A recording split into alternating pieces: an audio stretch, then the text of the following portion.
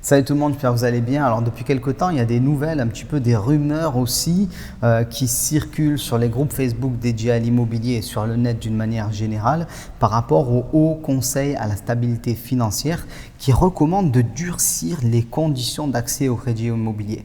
Alors c'est une réalité, on va en parler, mais comme disait feu Jacques Chirac, ça m'en touche une sans faire bouger l'autre. Vous allez comprendre pourquoi. On va expliquer les conséquences de ces recommandations. Quelles sont ces recommandations aussi? Parce qu'il y a beaucoup de rumeurs, il y a beaucoup de choses qui circulent sur Internet et ce n'est pas totalement vrai. On va voir aussi pourquoi il y a des solutions à ce problème et quelles sont les solutions. Ça sera d'ailleurs le point numéro 4 de la vidéo. Donc restez bien jusqu'à la fin parce que il y a une solution assez simple en fait finalement et on va la voir ensemble.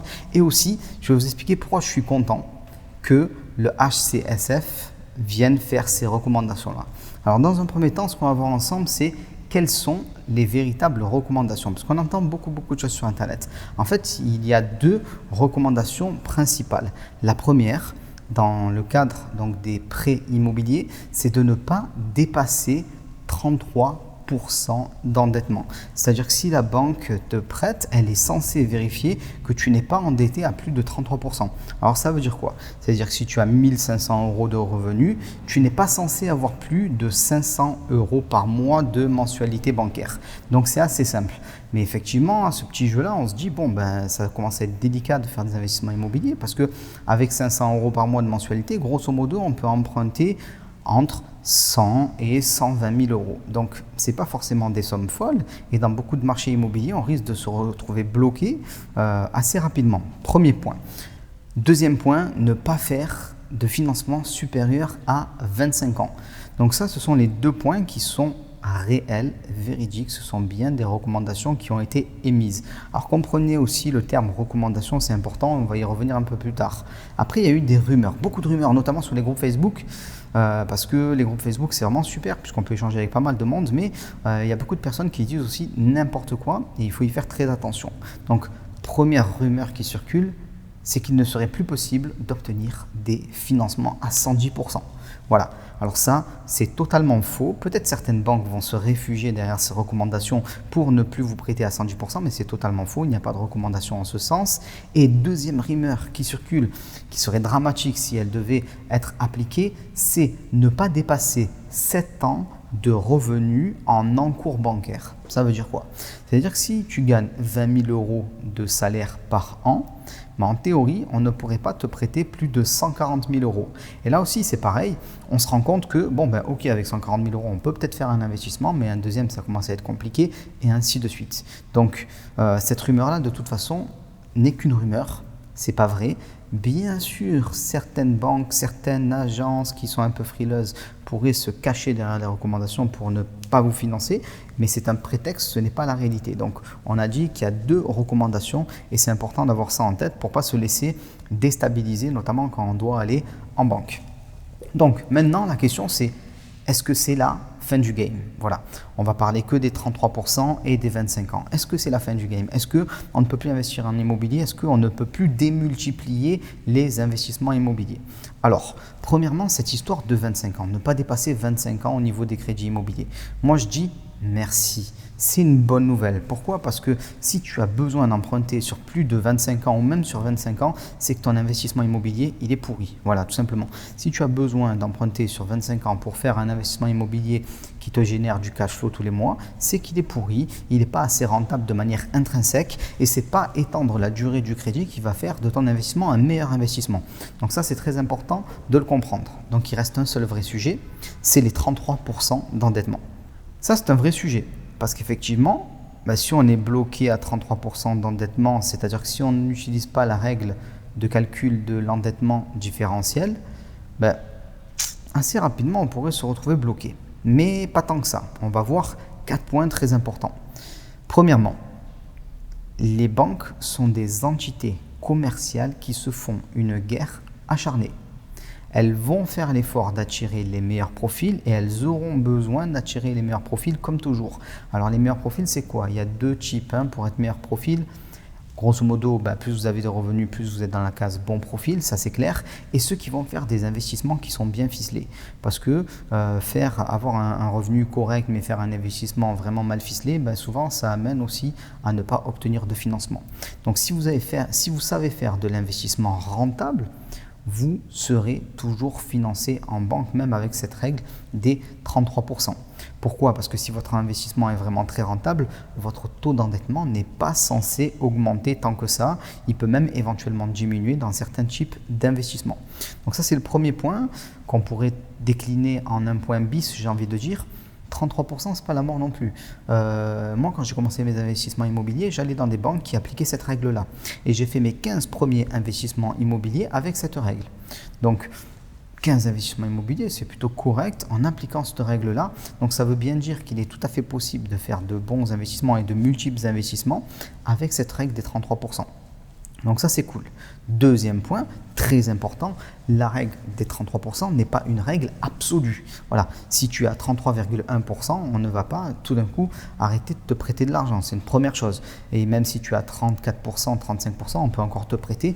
Raisonnablement, on peut aller jusqu'à 40% d'endettement dans certains cas, notamment quand on a un reste à vivre qui est correct. Donc, ça, c'est un deuxième point qui est à prendre en compte. Si on rajoute en plus le premier point, c'est-à-dire que quand tu fais de bons investissements, tu peux faire diminuer ton pourcentage d'endettement, tu te dis, c'est peut-être pas si dramatique que ça. Mais il y a encore deux points très importants, il faut que vous les écoutiez absolument. Troisième point, en immobilier, il n'y a pas que la location. Achat-revente, promotion immobilière, faites de l'argent en instantané.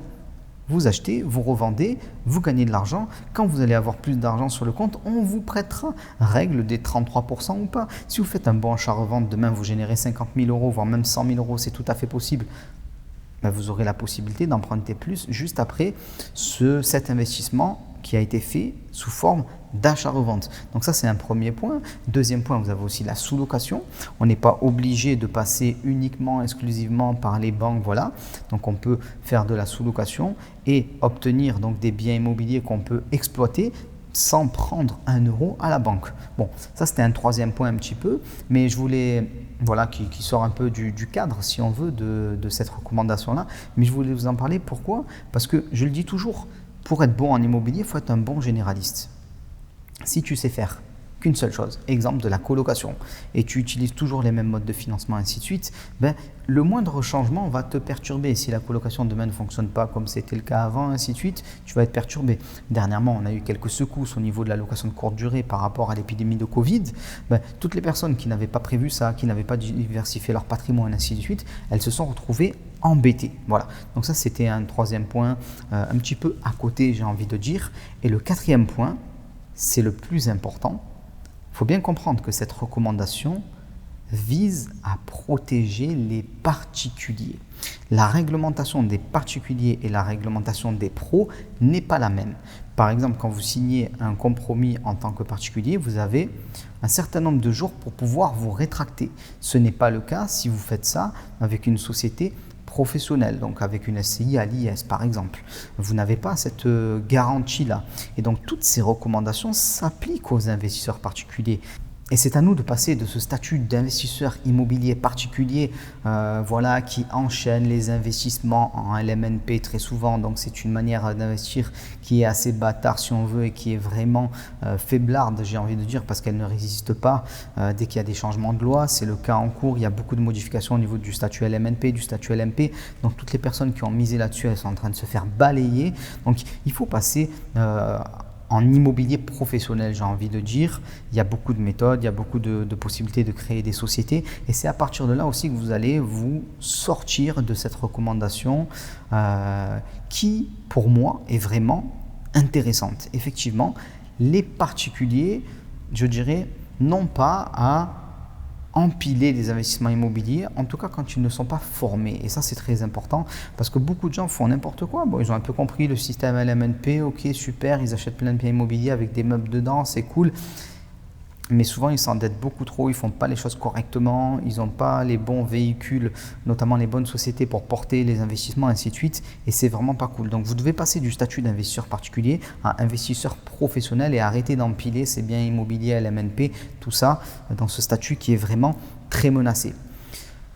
Pour conclure, vraiment, moi je pense que ces recommandations elles sont plutôt cool. Voilà, ça peut permettre à beaucoup de personnes de ne pas faire de grosses conneries. Donc je dirais merci pour ces recommandations, c'est plutôt cool.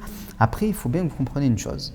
Si vous avez été stressé par ces recommandations, si ça vous a perturbé, si vous n'avez pas été comme Jacques Chirac, c'est-à-dire ça m'en touche une sans faire bouger l'autre, ben c'est que vous n'êtes pas encore formé en immobilier.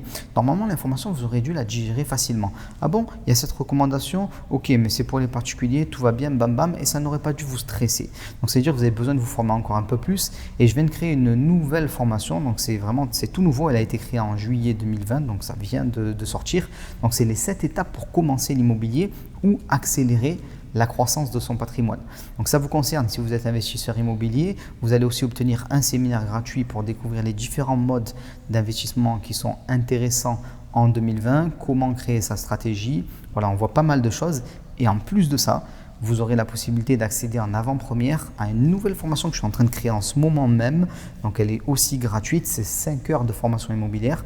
Je suis en train de finir. Ça va peut-être me prendre 2 semaines, 3 semaines selon quand est-ce que vous verrez cette vidéo, même peut-être un peu plus. Mais je suis en train de la finir. Vous pouvez la voir en exclusivité maintenant. Donc vous avez les informations qui sont juste en dessous et on se retrouve pour une prochaine vidéo. Ciao tout le monde.